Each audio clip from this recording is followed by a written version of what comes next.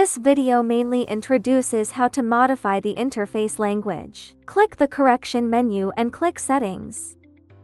Click Machine Settings. Choose the language you need. After selecting the language, click Save and then close the software. The video will not be saved. This page contains 1 Chinese, 2 English, 3 traditional Chinese, 4 Korean, and 5 Vietnamese. The video shows that the software was closed without savings, which is incorrect. You must save the changes after changing the language.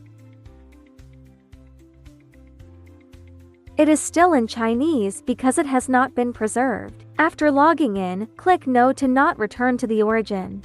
Let's modify the language again. Select the second language, which is English. Click Save.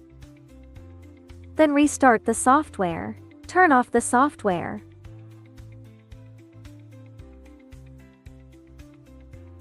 Then open it again.